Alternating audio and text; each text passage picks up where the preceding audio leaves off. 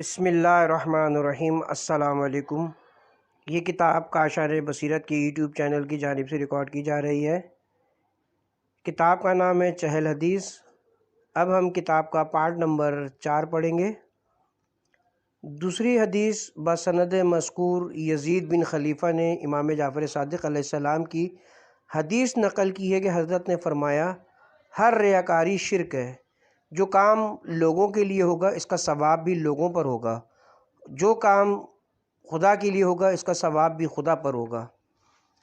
اب ہم اس حدیث کا بقیہ حصہ پڑھیں گے۔ صفحہ نمبر 63، 5ویں فصل، خلوص عمل۔ یہ سوچو کہ وہ خدا جو حقیقی مالک الملوک ہے اور واقعی ولی نعمت ہے، اسی نے ہم کو یہ تمام کرامتیں عطا فرمائی ہیں اور یہ ساری انتظامات ہمارے لیے کیے ہیں کہ ہمارے اس دنیا میں آنے سے پہلے ہم کو ایک ایسی غذا سے جس میں صالح اور مناسب اجزاء موجود ہیں اور ہمارے ضعیف معدے کے لیے نہایت موزوں ہیں،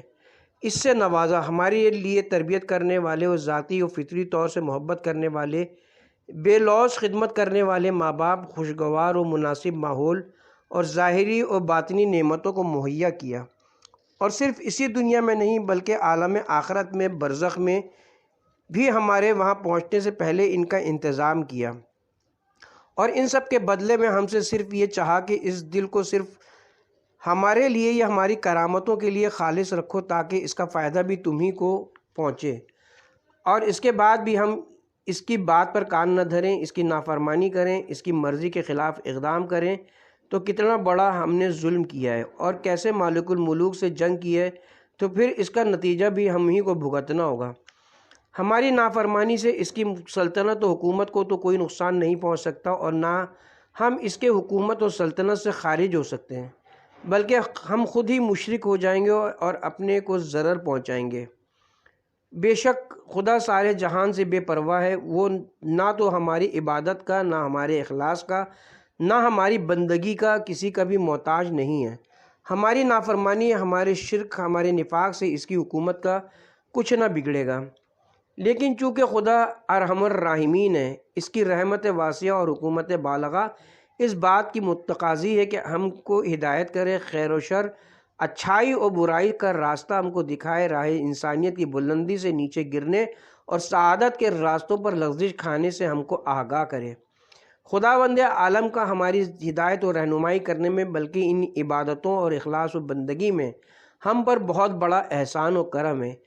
اس کے ان احسانات کا اندازہ ہم کو اس وقت تک نہیں ہو سکتا جب تک ہماری چشم بصیرت نہ کھلے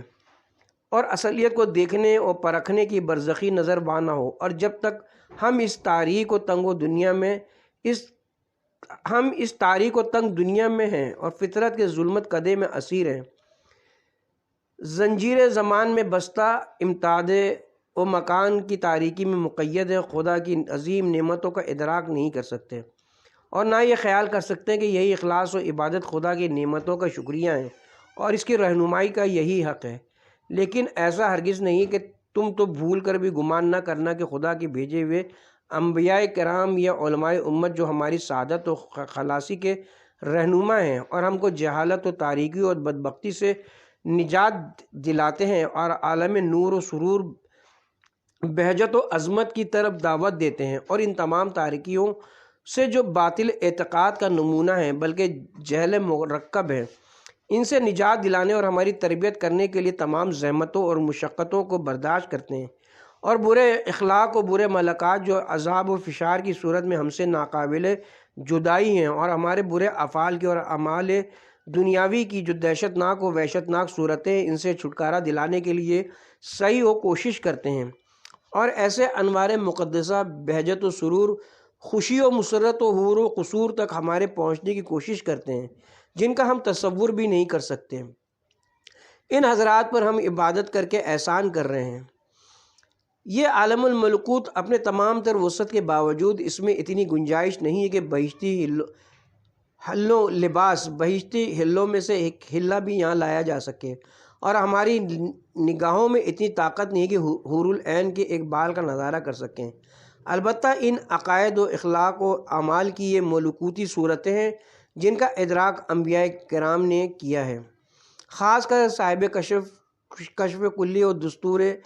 جامع خاتم الانبیاء صلی اللہ علیہ وآلہ وسلم نے ان کا ادراک وحی الہی کے ذریعے کر لیا تھا اور دیکھا بھی تھا، سنا بھی تھا، اور ہم کو بھی ان عقائد و اعمال و اخلاق کی دعوت دی تھی۔ لیکن ہم لوگ بیچارے ان بچوں کی طرح جو اپنی ناسمجھی کی وجہ سے عقلاء کے حکم کی مخالفت کرتے ہیں، بلکہ حکم عقل ہی کو غلط بتاتے ہیں اور ہمیشہ عقل سے برسرے پیکار رہتے ہیں۔ مگر ان مطمئن و پاکیزہ نفوس، طیب و طاہر ارواح مقدسہ نے اپنے اس شفقت و مہربانی کی وجہ سے جو ان کو بندگان خدا سے ہے، کبھی بھی ہماری نادانی کی وجہ سے اپنی دعوت میں کوتاہی نہیں کی، بلکہ زور و زر کے ذریعے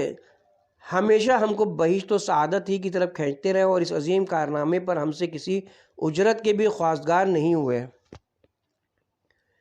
بلکہ اگر آخری رسول نے اپنی اجرت کو ذی القربہ کی مودت میں منحصر بھی کیا ہے تو شاید اس لیے کہ دوسری دنیا میں یہ محبت و مودت تمام صورتوں سے نورانی تر ہوگی، اور وہ بھی ہمارے لیے اور ہماری سعادت و رحمت تک پہنچنے کے لیے۔ پس رسالت کی اجرت بھی ہماری طرف پلٹے گی اور اس سے ہم ہی کو فائدہ ہوگا۔ بھلا ہم غریبوں کا ان آقاؤں پر کیا احسان ہے؟ ہمارے اخلاص و ہماری عقیدت مندی سے آخر ان حضرات کو کیا فائدہ پہنچے گا؟ ہم نے اور آپ نے علماء کرام پر کیا احسان کیا ہے؟ ایک مسئلہ گو عالم سے لے کر حضور سرور کائنات تک اور آن حضرت سے لے کر خداوند عالم تک ہر ایک نے اپنے اعتبار سے ہم کو ہدایت کی ہے، ہم پر احسان کیا ہے، جس کی جزا اس عالم میں دینا ہمارے لیے محال ہے۔ یہ عالم اس لائق ہی نہیں ہے کہ ان حضرات کو جزا دی جا سکے۔ در حقیقت خدا اور رسول اور اس کے اولیاء کا احسان ہے، جیسا کہ خود خدا نے اعلان کیا ہے، تم کہہ دو کہ تم اپنے اسلام کا مجھ پر احسان نہ جتاؤ، بلکہ اگر تم دعوی ایمان میں سچے ہو تو سمجھ لو کہ خدا نے تم پر احسان کیا ہے کہ تم کو ایمان کا راستہ دکھایا ہے۔ بے شک خدا تو سارے آسمانوں اور زمین کی چھپی ہوئی باتوں کو جانتا ہے، اور جو کچھ تم کرتے ہو خدا اس کو دیکھ رہا ہے۔ پس بالفرض اگر ہم اپنے دعوی ایمان میں سچے بھی ہوں تو اس ایمان میں بھی خدا کا ہمارے اوپر احسان ہے۔ خدا عالم غیب کا جاننے والا ہے، وہ جانتا ہے کہ ہمارے اعمال اور ہمارے ایمان و اسلام کی صورتیں عالم غیب میں کیسی ہیں۔ ہم غریبوں کو چونکہ حقیقت پر اطلاع نہیں ہے، مسئلہ گو سے علم حاصل کرتے ہیں اور پھر الٹا اسی پر احسان جتاتے ہیں، عالم کی تقلید کرتے ہیں اور اس پر دھونس جماتے ہیں، کسی عالم کے پیچھے نماز سے جماعت پڑھتے ہیں اور پھر اس پر اس کے باپ دادا پر منت گزاری کرتے ہیں، حالانکہ ان لوگوں نے ہمارے اوپر احسان فرمایا ہے، خود ہمارے ہاں خیر نہیں ہے۔ یہ احسانات کا جتانا سارے اعمال کو الٹ پلٹ دیتا ہے اور جہنم رسید کر دیتا ہے، سب کو فنا کر دیتا ہے۔ ریا کا دوسرا مقام، اس میں 2 فصلیں ہیں۔ پہلی فصل، یہاں پر ریاکاری اگرچہ اتنی شدید نہیں ہے جتنی مقام اول میں تھی، پھر بھی ایک مطلب کی طرف متوجہ ہونے کے بعد یہ امکان ہے کہ مقام دوم کا ریاکار مقام اول کے ریاکار کے نتیجے میں ایک ہی ہو جائے۔ میں نے پہلی حدیث کی شرح میں یہ بیان کر دیا کہ ہو سکتا ہے عالم ملکوت میں انسان کی صورتیں ایسی ہوں جو اس دنیا کے برخلاف ہوں، اور وہ صورتیں ملکوت نفس اور ملکات نفس کے تابع ہوتی ہیں۔ اگر تم اچھے انسانی ملکات فاضلہ انسانیہ کے حامل ہوگے تو ان ملکات کی جس بنا پر تمہاری صورت انسانی ہو سکتی ہے اور تم اسی صورت سے محشور ہو سکتے ہو، بشرطے کہ تم نے ان ملکات سے کام لینے میں اعتدال کی حد سے تجاوز نہ کیا ہو، بلکہ تمہارے ملکات اسی وقت فاضلہ کہلائیں گے جب نفس امارہ نے اس میں کسی قسم کا تصرف نہ کیا ہو اور ان کے تشکیل پانے میں نفسیات کا ذرا بھی شائبہ نہ رہا ہو۔ ہمارے استاد و شیخ فرمایا کرتے تھے، ریاضت باطل اور صحیح شرعی ریاضت میں یہ فرق ہے کہ اس میں نفس کی مداخلت کتنی ہے اور عقل اور حق کا دخل کتنا ہے۔ اگر سالک نفس کی پیروی کرتا ہے اور اس کا مقصد اس ریاضت سے نفس کی قوتوں کو مضبوط بنانا ہے اور نفس کی سلطنت و قدرت کو وسیع کرنا ہے تو پھر وہ ریاضت باطل ہے اور اس کا سلوک آخرت میں اس کے لیے نقصان دہ ہوگا۔ اور اسی قسم کے لوگ جھوٹے اور کھوکھلے دعوے کیا کرتے ہیں، لیکن اگر سالک حق کے راستے میں قدم بڑھاتا ہے اور اس کا مقصد خدا کی جستجو ہے تو اس کا مقصد اور اس کی ریاضت شرعی ہے اور حق ہے، اور بنص قرآن پھر خدا اس کی مدد کرتا ہے۔ چنانچہ قرآن کا ارشاد ہے، اور جن لوگوں نے ہماری راہ میں جہاد کیا انہیں ہم ضرور اپنی راہ کی ہدایت کریں گے۔ اس لیے ایسے انسان کو سعادت نصیب ہوتی ہے، اس کی نفس پرستی و خودکشی دور ہو جاتی ہے اور خود نمائی اس کے پاس نہیں آ پاتی۔ یہ بات سبھی کو معلوم ہے۔ اگر کسی کا مقصد اپنے اخلاق حسنہ اور ملکات فاضلہ سے یہ ہو کہ وہ لوگوں کا مرکز نظر بن جائے اور لوگ اس کو دیکھیں، تو اس کا یہ اقدام نفس پرستی، خود بینی اور خود خواہی اور خود پرستی ہے، اور خود بینی کے ساتھ خدا بینی اور خدا خواہی کا تصور ایک خام و خیال اور امر باطل و محال ہے۔ جب تک تمہارے وجود کی مملکت حب نفس، حب جاہ و جلال، بندگان خدا میں حصول شہرت اور ان پر حکومت اور ریاست سے پر ہے، اس وقت تک تمہارے ملکات کو نہ ملکات فاضلہ میں شمار کیا جا سکتا ہے اور نہ تمہارے اخلاق کو اخلاق الہی کہا جا سکتا ہے۔ ایسی صورت میں تمہاری مملکت کا کارکن شیطان ہے اور تمہارا باطن بھی انسانی صورت کا نہیں ہے۔ آنکھ کھلنے کے بعد اپنے ملکوتی برزخ کو غیر انسانی صورت میں پاؤ گے، اپنے کو شیطانوں میں سے کسی شیطان کی صورت کا پاؤ گے۔ دوسری خرابی یہ ہوگی کہ اور ایسے قلوب کے لیے جو شیطان کی منزل ہے، صحیح توحید معرفت الہی کا حصول محال ہوا کرتا ہے، اور یہ صورت اس وقت تک رہے گی جب تک تمہارا ملکوت انسانی نہ ہو جائے اور تمہارا دل ان کجیوں اور خود خرابیوں سے پاک نہ ہو جائے۔ حدیث قدسی میں ارشاد ہے، نمبر 1، میری زمین اور میرے آسمان میں میری سمائی نہیں ہے، صرف میرے مومن بندے کے دل میں میری سمائی ہے۔ نمبر 2، رحمان کی دونوں انگلیوں کے درمیان قلب مومن ہے، وہ جس طرح چاہتا ہے اس کو الٹتا پلٹتا ہے۔ مومن کی حکومت قلب میں وسعت حق میں متصرف ہوتا ہے، لیکن اے بیچارے، تو اپنے نفس کی عبادت کرتا ہے، تیری مملکت قلب پر شیطان متصرف ہے، تیرے قلب سے خدا نے اپنے حق تصرف کو اٹھا لیا ہے۔ اب بھلا تیرے پاس کون سا ایمان ہے جس کی وجہ سے تو مورود تجلی بن سکے اور تو مطلق سلطنت کی جگہ واقع ہو سکے؟ پس تو سمجھ لے کہ جب تک تیری یہ حالت ہے اور یہ ریاکاری بری صفت تیرے اندر ہے، تو کافر باللہ ہے اور تیرا شمار منافقین میں ہے، چاہے تو اپنے کو مومن و مسلمانی سمجھتا رہے۔ دوسری فصل، اے عزیز جاگ جا، اپنے کان سے غفلت کی روئی نکال، خواب غفلت کو اپنی آنکھوں پر حرام قرار دے دے۔ یہ سمجھ لے کہ خدا نے تجھ کو اپنے لیے پیدا کیا ہے، جیسا کہ حدیث قدسی میں ارشاد ہے، اے بنی آدم، ساری چیزوں کو میں نے تیرے لیے پیدا کیا اور تجھ کو اپنے لیے پیدا کیا ہے اور تیرے دل کو اپنی منزل بنا ہے۔ تو اور تیرا قلب نوامیس الہی میں سے ہے، اور خدا اپنے ناموس کے بارے میں بہت غیور ہے۔ ناموس الہی کی اتنا پردہ داری نہ کر، ناموس خدا کی طرف دست درازی نہ کر، غیرت الہی سے ڈر، کہیں ایسا نہ ہو کہ اسی دنیا میں تجھ کو اتنا ذلیل کر دے کہ تو چاہے جتنا بھی اصلاح کرنا چاہے تیرے لیے ممکن نہ ہو۔ تو اپنی باطن کی دنیا میں ملائکہ اور انبیاء کرام کے سامنے ناموس الہی کی پردہ داری کرتا ہے۔ وہ اخلاق حسنہ جن کے واسطے سے اولیاء خدا سے تشبیہ پیدا کرتے ہیں، تو انہی کو غیر حق کے سپرد کر دیتا ہے اور اپنے دل کو دشمن خدا کے حوالے کر دیتا ہے، اپنے باطن کے اندر شرک اختیار کرتا ہے۔ اس بات سے ڈر کہ کہیں خدا تیرے ناموس حکومت کو باطن کو چاک نہ کر دے اور تجھے انبیاء عظائم و ملائکہ مقربین کے سامنے ذلیل و رسوا نہ کر دے، اس دنیا میں تجھ کو رسوا کر دے، ایسی ذلت میں تجھ کو مبتلا کر دے جس کا تدارک ممکن نہ ہو، اور تیری پاک بازی کے پردے کو اس طرح ذلیل کر دے کہ پھر وہ پیوند کاری کے قابل نہ رہ جائے۔ یہ درست ہے کہ خدا ستار، عیبوں کو چھپانے والا ہے، مگر اسی کے ساتھ غیور غیرت مند بھی تو ہے۔ یہ سچ ہے کہ وہ ارحم الراحمین ہے، مگر یہ بھی سچ ہے کہ وہ اشد المعاقبین، سب سے زیادہ عطاب دینے والا بھی تو ہے۔ وہ اسی وقت سے ایوب کی پردہ داری کرتا ہے جب تک وہ حد سے نہ گزر جائے۔ ممکن ہے کہ خدا نخواستہ یہ ناشائستہ افعال اس کی غیرت کو ستاری پر غلبہ عطا کر دے، جیسا کہ حدیث شریف میں تم نے سن لیا۔ لہذا اپنے آپ میں آ جاؤ اور خدا کی طرف رجوع کرو اور اس کی طرف بازگشت کرو، کیونکہ خدا رحیم ہے اور اپنی رحمت کے لیے بہانے ڈھونڈتا ہے۔ اگر تم نے خلوص دل سے اس کی طرف رجوع کر لیا تو تمہارے گزشتہ گناہوں کو دامن عفو میں چھپا لے گا اور کسی کو اس پر مطلع نہ کرے گا اور تجھ کو صاحب فضیلت بنا دے گا۔ تیرے اچھے اخلاق کو شہرت عطا کرے گا اور تجھے اپنی صفات کا آئینہ بنا دے گا، اور تیرے ارادے کو اس عالم میں اس طرح کار فرما بنا دے گا جس طرح خود اس کا ارادہ پوری کائنات میں نافذ ہے۔ چنانچہ حدیث شریف میں ہے، جب اہل جنت میں اپنے اپنے ٹھکانوں پر پہنچ جائیں گے تو ان کے پاس خدا کا یہ پیغام آئے گا، اس زندہ و پائندہ خدا کی طرف سے اپنی اس زندہ و پائندہ مخلوق کے لیے جس کو اب موت نہیں ہے، میں جس کو چاہتا ہوں کہ وہ موجود ہو جائے اور کہتا ہوں کہ ہو جائے، پس وہ ہو جاتی ہے۔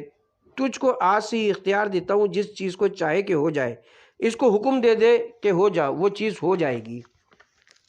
لہٰذا تو اتنی خود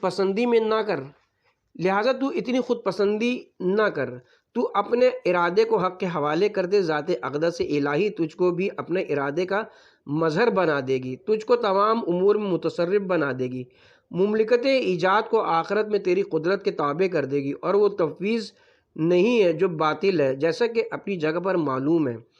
میرے عزیز، تو خود جانتا ہے، اب چاہے اس کو قبول کر یا اس کو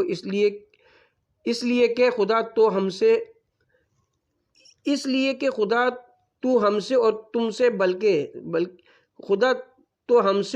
سے بلکہ تمام مخلوقات سے بے نیاز ہے، اور ہمارے اور تمام موجودات کے اخلاص سے بھی بے نیاز ہے۔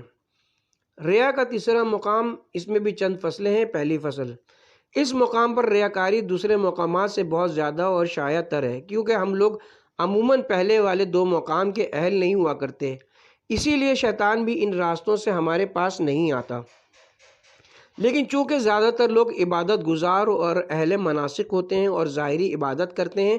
اس لیے شیطان بھی اسی جگہ زیادہ کوشش کرتا ہے اور اپنی چال بازیوں کو زیادہ تر اسی مقام میں استعمال کرتا ہے۔ دوسرے لفظوں میں اس طرح عرض کیا جائے کہ نوعاً لوگ جسمانی اعمال کے ذریعے بہشت کے طالب ہوتے ہیں، اور اپنے اعمال کر کے اور اچھے اعمال کر کے اور برے اعمال چھوڑ کے اخروی مقامات کو حاصل کرتے ہیں۔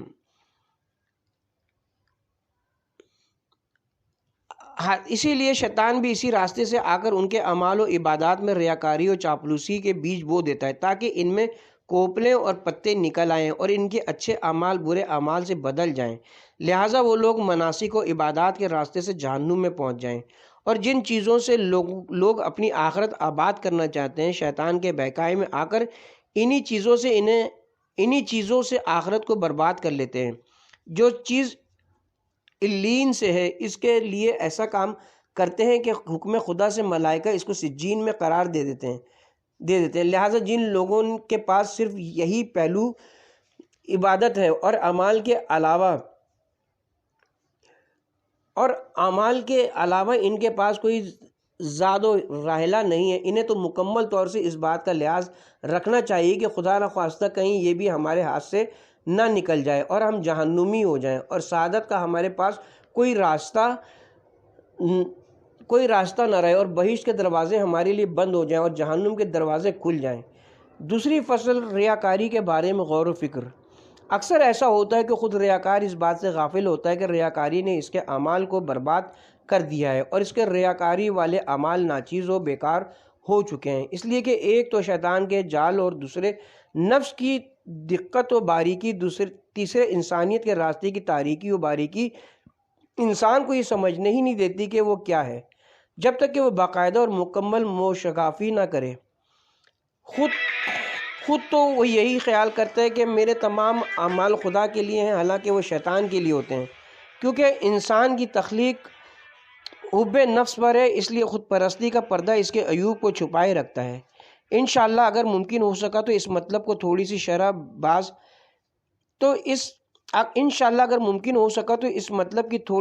بعض حدیثوں کے ضمن میں آئے گی، بشرطے کہ توفیق الہی شامل حال رہے۔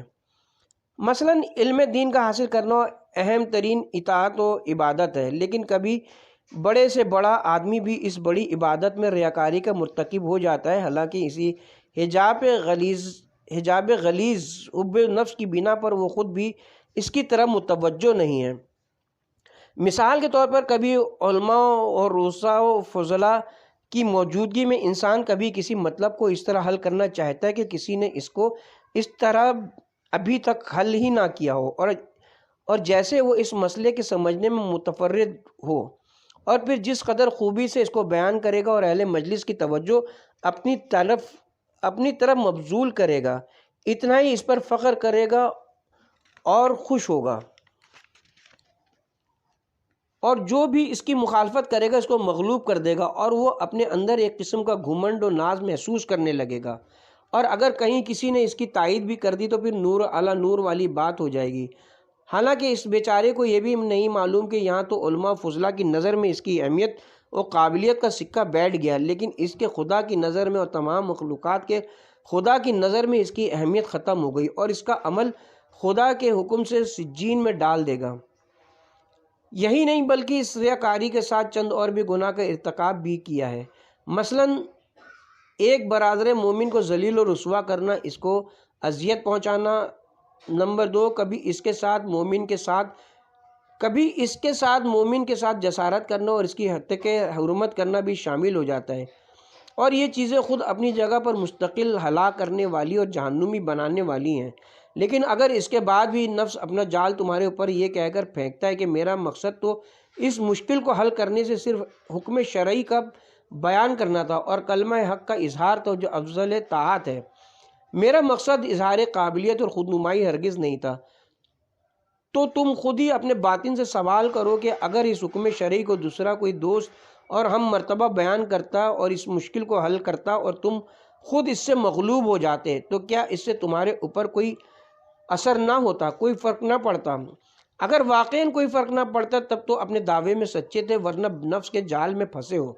اور اگر اس کے بعد بھی تمہارا نفس تم کو دھوکہ دینے پر کمر بستہ ہے اور تم سے کہتا ہے سچائی کا اظہار کرنے میں فضیلت ہے اور بہت ثواب ہے، اس لیے میں اس فضیلت کو حاصل کرنا چاہتا ہوں اور ثواب الہی کی طفیل جنت میں گھر بنانا چاہتا ہوں، تو تم اس نفس سے کہو، فرض کر لو مغلوب ہونے کی صورت میں بھی خدا تم کو وہی فضیلت ادا کر دے، تو کیا اس کے بعد بھی اے نفس تو دوسروں پر غلبے کا متمنی رہے گا؟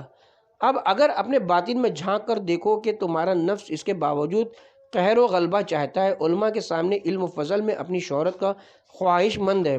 اور یہ علمی بحث صرف ان کے دلوں میں عظمت پیدا کرنے کے لیے تھی، تو جان لو کہ اس علمی بحث میں جو افضل ترین اطاعت و عبادت ہے تم ریاکار ہو، اور کافی کی روایت کی بنا پر تمہارا یہ عمل سجینی ہے اور تم مشرک ہو، اور تمہارا یہ عمل صرف حب جاہ و شرف کے لیے ہے، اور تمہارا یہ عمل بنا بر روایت تمہارے ایمان کے لیے ان 2 بھیڑیوں سے زیادہ نقصان دہ ہے جو گوسفند کے اس گلے پر جا پڑیں جن کا چرواہا موجود نہ ہو۔ لہٰذا تم جو اہل علم ہو، امت کی اصلاح کے ذمہ دار ہو، آخرت کے رہنما ہو، امراض نفس کے طبیب ہو، تمہارے پر واجب ہے کہ پہلے اپنی اصلاح کرو، اپنے نفس کے مزاج کو سالم بناؤ تاکہ تمہارا شمار بے عمل علماء میں نہ ہو۔ پروردگار شرک و نفاق کی قدورت سے ہمارے دل کو پاک کر ہماری مدد فرما۔ ہم گرفتاران ہوا و حوث حب جاہ و شرف کی اس سفر پر خطر اور راہ پر پیچ و خم و تاریک و تنگ میں دستگیری فرما، تو ہر چیز پر قادر و توانا ہے۔ اسی طرح اسلام کی ایک بزرگ ترین عبادت نماز جماعت ہے، اور پیش نماز کی فضیلت بہت ہے، اس لیے شیطان بھی اس میں سب سے زیادہ رخنہ اندازی کرتا ہے اور پیش نماز کا سب سے زیادہ دشمن ہوتا ہے، اور اسی فکر میں رہتا ہے کہ کسی طرح اس کو اس فضیلت سے روک دے اور اس کے اس عمل کو اخلاص سے خالی کر کے اس کو سجین میں داخل کر دے اور اس پیش نماز کو مشرک بنا دے۔ اس لیے بعض پیش نمازوں کے دلوں میں مختلف طریقوں سے داخل ہوتا ہے، جیسے تکبر، اس کا ذکر بعد میں انشاءاللہ آئے گا، اور ریاکاری۔ اس کا مطلب لوگوں کے دلوں میں عظمت و منزلت پیدا کرنا اور اپنی عظمت و بزرگی کی شہرت کرنا۔ مثلا پیش نماز کو معلوم ہو جائے کہ فلاں مقدس شخص اس کی جماعت میں آیا ہے، تو اس کو اپنی طرف جذب کرنے کے لیے اور زیادہ خضوع و خشوع کرنا اور مختلف ہیل و بہانوں سے اس کو اپنے جال میں پھنسانا۔ مجلسوں میں اس مقدس شخص کا صرف اس لیے ذکر کرنا تاکہ جو لوگ جماعت میں نہیں تھے ان کو پتہ چل جائے کہ ایسے مقدس اشخاص ہماری جماعت میں شریک ہوتے ہیں، اور خود اس شخص سے اتنا خلوص اور اتنی محبت کرنا کہ شاید اس نے کبھی اپنے خدا کے لیے بھی اتنا خلوص نہ برتا ہو۔ خصوصاً وہ مقدس شخص اگر محترم تاجر بھی ہو تب تو اظہار عقیدت کی انتہائی نہیں ہے، اور اگر خدا نخواستہ کوئی محترم شخص راستہ بھول کر ایسے پیش نماز کے پیچھے صف میں کھڑا ہو جائے جہاں لوگ کم ہوں، تب تو مصیبت اور زیادہ ہے، کیونکہ شیطان اس پیش نماز کو بھی نہیں بخشتا، بلکہ اس کی زبان سے کہلاتا ہے میں نے دنیا ترک کر دی، تاریک الدنیا ہوں، محلے کی چھوٹی سی مسجد میں فقیروں اور کمزوروں کے ساتھ زندگی بسر کرتا ہوں۔ یہ ریاکاری پہلے ہی کی طرح ہے یا پھر اس سے بھی بدتر ہے، کیونکہ اس سے اس کے دل میں حسد جیسی برائی پیدا ہو جاتی ہے۔ یہ بیچارہ دنیا سے تو محروم تھا ہی، شیطان اس سے ریاکاری کی وجہ سے اس کی آخرت بھی چھین لیتا ہے اور یہ دنیا و آخرت دونوں میں دیوالیہ ہو جاتا ہے۔ اور ہم اور آپ جیسے نماز نہ پڑھنے والوں کو بھی شیطان معاف نہیں کرتا، بلکہ ہم لوگوں کو بھی جو اپنی کم مائیگی سے افسردہ رہتے ہیں، ان کو گمراہ کرنے کی فکر میں لگا رہتا ہے، ہم کو آمادہ کرتا ہے کہ ہم جماعت مسلمین پر نکتہ چینی کریں، کیونکہ ہم خود تو جاتے نہیں، لہٰذا دوسروں کو کیسے برداشت کریں، ان پر لعن طعن کریں، اپنی طرف سے جماعت میں کیڑے نکالیں، اپنی جماعت سے دوری کی تحسین کریں، اپنے کو تارک الدنیا اور حب جاؤ نفس سے خالی معرفی کروائیں۔ اور ہم تو دونوں گروہوں سے بدتر ہیں، نہ پہلے گروہ کی دنیا تام رکھتے ہیں اور نہ دوسرے گروہ کی دنیا ناقص اور نہ آخرتی رکھتے ہیں۔ حالانکہ اگر ہمارا بس چلتا تو ہم دونوں گروہوں سے بڑھ کر جاہ طلب ہوتے اور ان سے زیادہ حب شرف و مال کا شکار ہوتے ہیں۔ شیطان صرف پیش نمازی پر اکتفا کر کے اور اس کو جہنمی بنانے کے بعد بھی اس کی آتش شہوت خاموش نہیں ہوتی، بلکہ پھر وہ مومنین کو بھی نہیں بخشتا، اور پھر مومنین میں بھی چونکہ صف اول کو تمام صفوف میں اور صف اول میں بھی دائنی طرف کو بائیں طرف پر زیادہ فضیلت ہے، لہٰذا اس کا نشانے بھی زیادہ تر وہی لوگ ہوتے ہیں جو چنانچہ وہ بیچارے مقدس نمازی کو گھر سے دور لا کر صف اول کے دائنی طرف بیٹھا دیتا ہے، اور اس کے دل میں یہ خیال پیدا کر دیتا ہے کہ لوگ اس جگہ اس کو دیکھ کر اس کے فضل کا احساس کریں گے اور یہ جانے بغیر کہ اس کا ڈنڈا کہاں سے مل رہا ہے، بڑے عشو و ناز سے اپنی اسی فضیلت کا اظہار کرتا ہے، اور اس طرح وہ اپنے شرک باطن کو ظاہر کر کے اپنے عمل کو خود ہی سجین میں بھیج دیتا ہے۔ اس کے بعد شیطان بعد کی صفوں میں داخل ہو کر اپنی توجہ ان کی طرف مبذول کرا دیتا ہے اور دوسری صفوف کے لوگ صف اول کے لوگوں کی اشارہ و کنایہ سے تکذیب کرنے لگتے ہیں، بیچارے مقدس کو سب و شتم طعن و طنز کا نشانہ بنا لیتے ہیں اور خیال کرتے ہیں ہمارے یہاں یہ برائیاں نہیں ہیں، صرف صف اول والوں میں ہیں۔ اور اکثر ایسا بھی دیکھا گیا کہ شیطان کسی محترم شخص کو، خصوصاً اگر وہ اہل علم و فضل ہو، تو اس کو آخری صف میں لا کر بیٹھا دیتا ہے اور اس کے دل میں یہ یقین پیدا کر دیتا ہے کہ میں اس مقام کا ہرگز اہل نہیں ہوں کہ غریبوں اور فقیروں کے ساتھ نماز پڑھوں، لیکن چونکہ تاریک الدنیا ہوں، خواہشات نفس کا شکار نہیں ہوں، اس لیے آخری صف میں نماز پڑھتا ہوں۔ آپ ایسے اشخاص کو کبھی صف اول میں نہ دیکھیں گے۔ شیطان نماز جماعت کے پیش نماز و مامونین کو چھوڑ کر کبھی فرادہ اکیلے نماز پڑھنے والے کو بہکانے میں لگ جاتا ہے، اس طرح کہ اس کو گھر یا بازار سے نکال کر مسجد کے گوشے میں پہنچا دیتا ہے، جہاں وہ سب سے الگ تھلگ اپنی نماز میں مشغول رہتا ہے، کسی کو عادل نہیں سمجھتا، اس لیے کسی کے پیچھے نماز نہیں پڑھتا اور لوگوں کی موجودگی میں بڑے لمبے چوڑے ذکر کے ساتھ رکوع سجود کرتا ہے اور بڑی لمبی نماز پڑھتا ہے۔ یہ شخص باطن میں بدمست و نشہ تکبر میں چور ہے۔ یہ لوگوں کو سمجھانا چاہتا ہے کہ میں اتنا مقدس و محتاط ہوں کہ نماز جماعت نہیں پڑھتا، صرف اس ڈر سے کہ کہیں میری کوئی نماز غیر عادل کے پیچھے نہ ہو جائے۔ اس کے علاوہ یہ شخص ریاکار و تکبر میں گرفتار ہے، شرعی مسائل سے بھی واقف نہیں ہے، کیونکہ خود اس کا مرجع تقلید بھی غالباً صحت اقتدار کے لیے حسن ظاہر کے علاوہ دوسری شرط نہیں کرتا ہوگا۔ لیکن مسئلہ یہ نہیں ہے، وہ تو ریاکاری کرنا چاہتا ہے اور لوگوں کے دلوں میں اپنی قدر و منزلت بڑھانا چاہتا ہے۔ اسی طرح ہمارے سارے کام شیطان کے زیر تصرف ہوتے ہیں، اور شیطان ملعون جس دل میں بھی پاکیزگی نہیں پاتا اسی کو اپنا گھر بنا لیتا ہے اور اسی کے تمام ظاہری و باطنی اعمال کو جلا دیتا ہے اور ہم کو اعمال حسنہ کے باوجود جہنمی بنا دیتا ہے۔